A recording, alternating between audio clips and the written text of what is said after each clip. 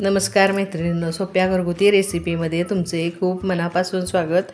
आज आपण उपवासाला चालणारी ओल्या खोबऱ्याची खीर कशी करायची ते बघणार आहे।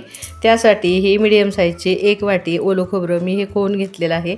त्यामध्ये टाकायला आहे 400 मिली दूध घेतले आणि हे काजू, बदाम आणि पिस्त्याचे काप घेतलेत।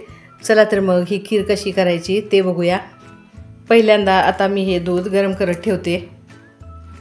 गॅसवर मी ही कढई गरम करत ठेवलेली आहे। त्यामध्ये आता टाकूया आहे 1 चमचाभर तूप।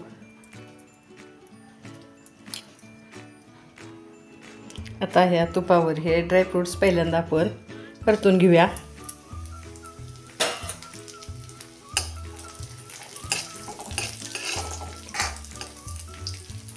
आता ह्यामधले गार्निशिंगसाठी मी थोडे काढून ठेवते आणि ह्यातच आता हे ओलं खोबरं आपण परतून घेऊया।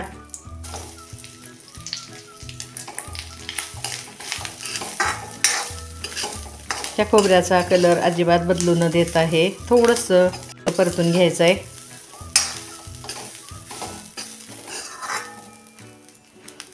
खोबरं बघा चांगलं परतून झालेलं आहे। आता त्यामध्ये गरम केलेलं दूध आपण ओतून घेऊया।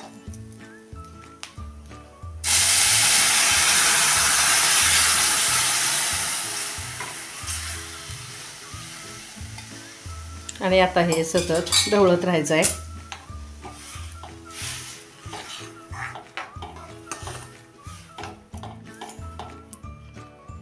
बघा आता दुधाला उकळी आलेली आहे। असंच मी हे 5 मिनिटं आटवून घेते।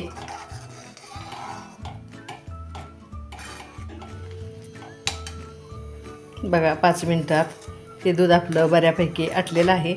हे आता कढईच्या साईडला लागलेली साय पण आपण ही खरडून ह्यामध्येच टाकायची आहे। त्यामध्ये काय काय घालायचं ते आता बघूया। आता ह्या खिरीमध्ये टाकायचं आहे 2 चमचे साबुदाण्याचं पीठ। हा साबुदाणा मी भाजून मिक्सरला असा फिरवून बारीक तळून घेतलेला आहे आणि त्यामध्ये ही 4 चमचे दूध पावडर घेतलेली आहे। हे आता दोन्ही एकत्र करून घेऊया आणि ह्यामध्ये थंड दूध घालून चांगला ह्या पिठाचा आणि ह्या दूध पावडरचा घोळ तयार करून घ्यायचा आहे। दूध पावडरमध्ये गरम दूध टाकल्यानंतर त्याच्या गुठळ्या होतात, म्हणून ह्यामध्ये हे गार दूध टाकून घ्यायचं आहे। हे आता एकसारखं मिक्स करून घेते। बघा हा घोळ चांगला तयार करून झालेला आहे। तो आता आपण ह्या उकळत्या दुधात ओतून घेऊया। आता थोडा थोडा धार लावून असा ओतून घ्या आणि हलवून घ्या, म्हणजे ह्या आपल्या दूध पावडरच्या गुठळ्या होत नाहीत।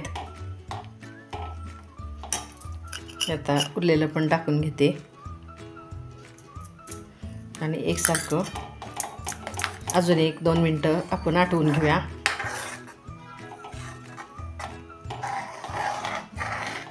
बघा आताच आपल्या खिरीला कसा घट्टपणा आलेला आहे।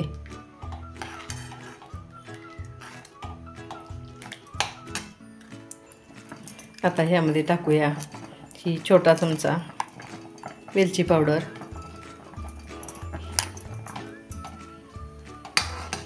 आणि थोडं ह्यामध्ये जायफळ किसून घेते।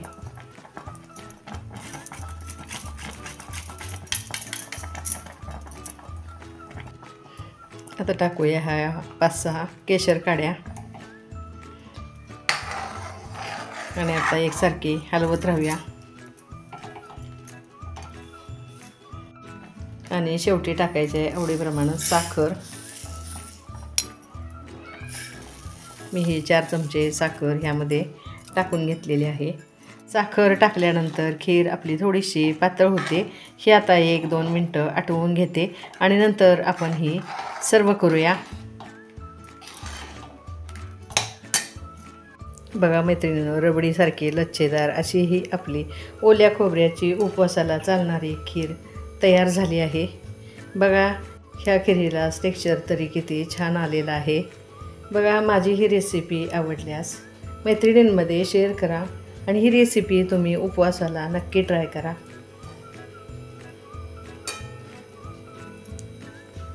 अशा साध्या सोप्या घरगुती रेसिपी घेऊन आपण पुन्हा पुन्हा भेटतच असतो. रेसिपीला लाईक करा, चॅनेलला सबस्क्राईब करा. घरचंच खा, निरोगी राहा. आता ही खीर आपण ड्रायफ्रूट्स आणि केशरनं गार्निश करूया.